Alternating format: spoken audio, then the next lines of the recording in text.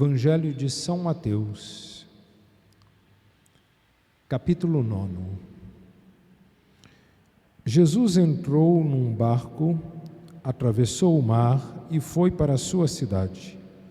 Apresentaram-lhe então um paralítico deitado numa maca.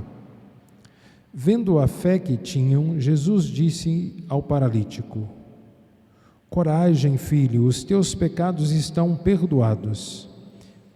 Então alguns escribas pensaram consigo: ele está blasfemando.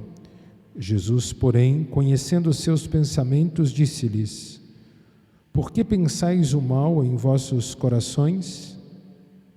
Que será mais fácil dizer: os teus pecados estão perdoados, ou levanta-te e anda? Ora, para que saibais que o Filho do Homem tem na terra autoridade para perdoar pecados, então dirigiu-se ao paralítico: levanta-te, pega a tua maca e vai para a tua casa. O paralítico levantou-se e foi para a sua casa.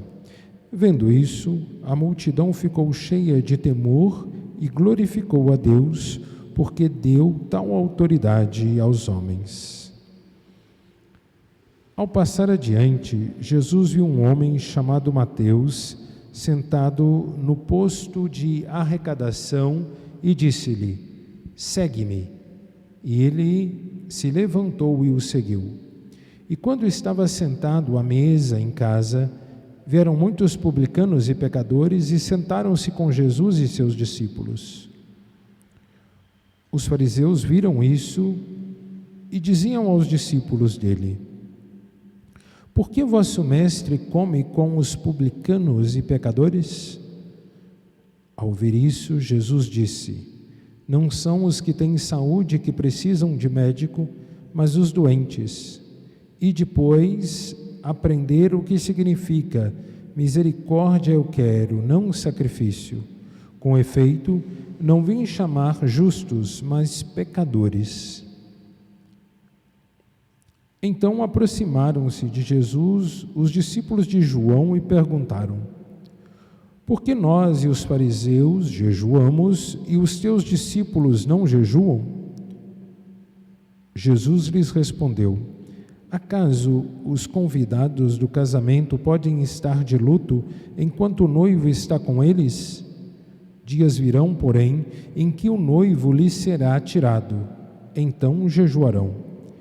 Ninguém põe remendo de pano novo em roupa velha, pois o remendo repuxa o tecido e o rasgão fica maior ainda. Também não se põe vinho novo em odres velhos, senão os odres se arrebentam, o vinho se derrama e os odres se perdem.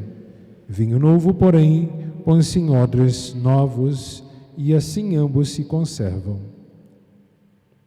Enquanto Jesus estava falando, aproximou-se um chefe, que se prostrou diante dele e disse: "Minha filha acaba de morrer, mas vem pôr a mão sobre ela e viverá."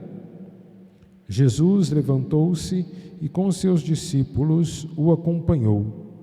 Nisso veio uma mulher que por 12 anos sofria de hemorragia e por detrás tocou na borda de seu manto, pois pensava consigo mesma: se eu conseguir ao menos tocar em seu manto, ficarei curada.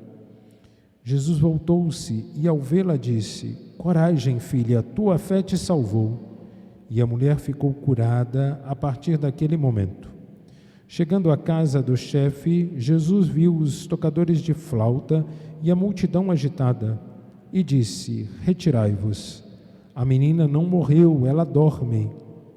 E riam dele. Então ele afastou a multidão, entrou, segurou a mão da menina e ela se levantou.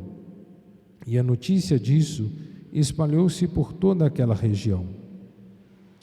Enquanto Jesus passava daí adiante, 2 cegos o seguiram, gritando: "Tem compaixão de nós, filho de Davi."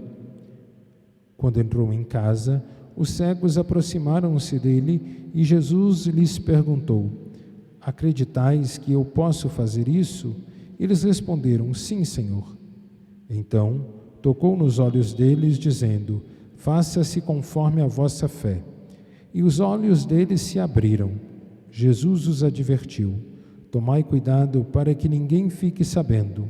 Eles, porém, saíram e espalharam sua fama por toda aquela região. Enquanto os cegos estavam saindo, trouxeram a Jesus um possesso mudo. Expulso o demônio, o mudo começou a falar. As multidões ficaram admiradas e diziam: nunca se viu coisa igual em Israel. Os fariseus, porém, diziam: é pelo chefe dos demônios que ele expulsa os demônios. Jesus percorria então todas as cidades e povoados, ensinando em suas sinagogas, proclamando o evangelho do reino e curando toda a enfermidade e toda a moléstia. Ao ver as multidões, Jesus encheu-se de compaixão por elas, porque estavam cansadas e abatidas, como ovelhas que não têm pastor. Então disse aos seus discípulos: a colheita é grande, mas os trabalhadores são poucos. Pedi, pois, ao Senhor da colheita que envie trabalhadores para a colheita.